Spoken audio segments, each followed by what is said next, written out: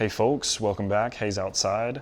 So forgive me because I'm going to be reading from my notes here of everything that I've written down because I don't want to ramble for 30 minutes. But do you want a drift boat but don't have $10,000 to spend on a AlumaCraft? Well, I want to introduce you to the Ozark style power drifter, whatever you want to call it. Redneck drift boat is fine. I'll take it.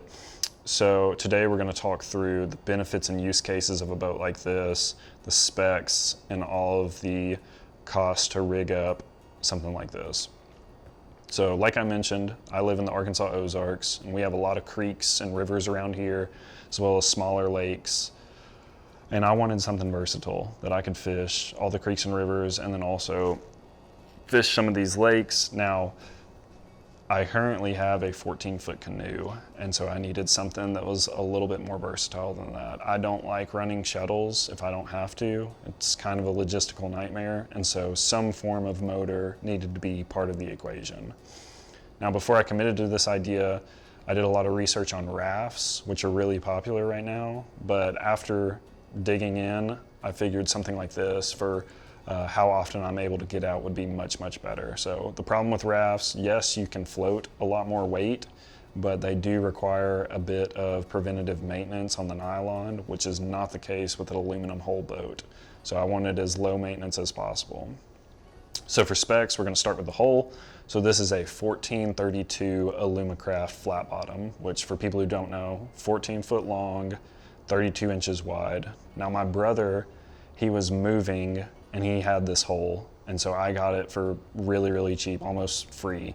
But the good news is, living in Arkansas, 14-foot flat bottoms are basically free. It depends on where you live in the state and the time of year you're looking for it, but if you're patient, you can find one for very, very cheap. And so for this boat, for the motor, moving on to that, I bought a used 9.8 four-stroke Tohatsu, and it is a manual start.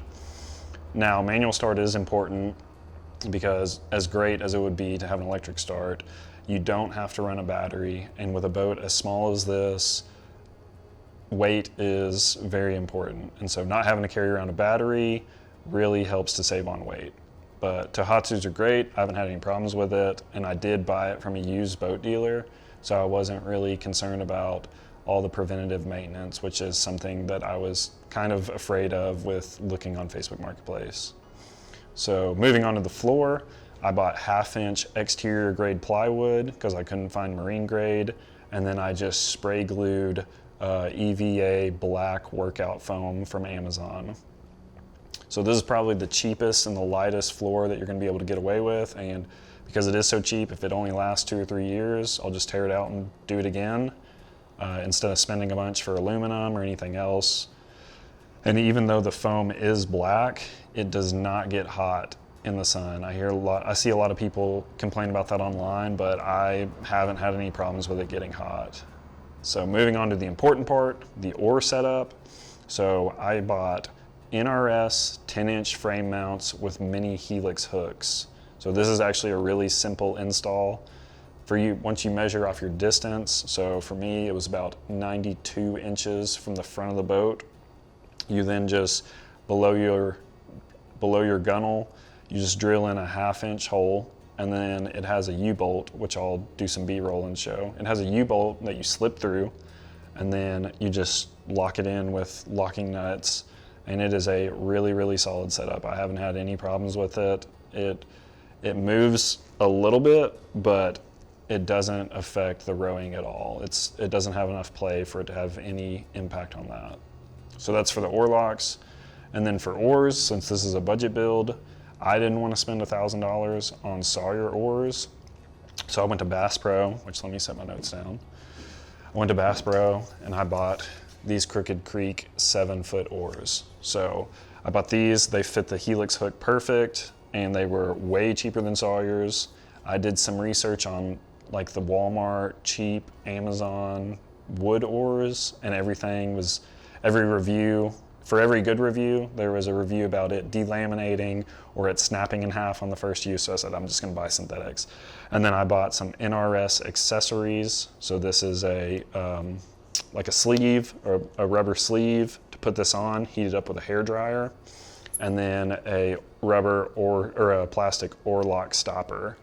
And so this just keeps it from falling out of the oar lock, but these are very, very important. And not a lot of people tell you about that when you're buying oars, if this is your first drift boat build.